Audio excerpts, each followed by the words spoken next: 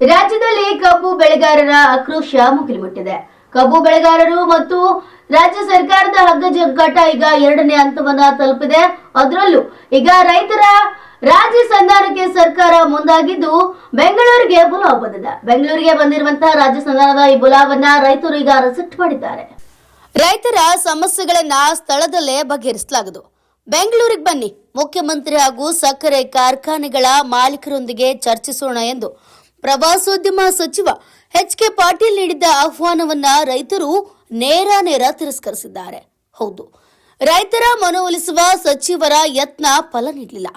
Ton ಕಬ್ಬಿಗೆ 3,500 ರೂಪಾಯಿ ದರ ನೀಡಬೇಕು ಎಂದು ಪಟ್ಟು ಹಿಡಿದು ಕಳೆದೊಂದು ವಾರದಿಂದ ಮೂಡಲಗಿ ತಾಲೂಕಿನ ಗುರ್ಲಾಪುರ ಕ್ರಾಸ್ನ ಹೆದ್ದಾರಿಯಲ್ಲಿ ರೈತರು ನಡೆಸುತ್ತಿರುವ ಅಹೋರಾತ್ರಿ ಮುಷ್ಕರ 8ನೇ ದಿನದಲ್ಲೂ ಸಹ ಮುಂದುವರಿಯಿತು.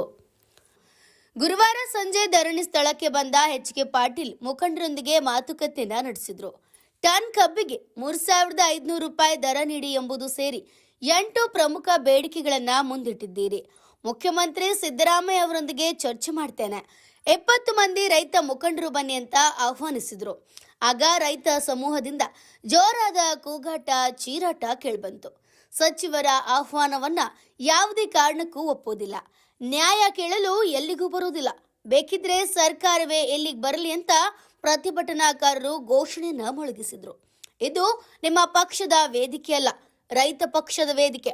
ಇಲ್ಲಿಗೆ ಬಂದು ಬರೀ ಶೋ ಕೊಟ್ಟು ಹೋಗೋದಾದ್ರೆ ನಮಗೆ ಯಾರೂ ಬೇಡ, ಚಳವಳಿಗೆ ಶಕ್ತಿ ಕೊಡೋದಾದ್ರೆ ಮಾತ್ರ ಬನ್ನಿ ಎಂಬುದು ನಮ್ಮ ಕರೆ ಎಂದು ಮುಖಂಡರೊಬ್ಬರು ಹೇಳಿದರು.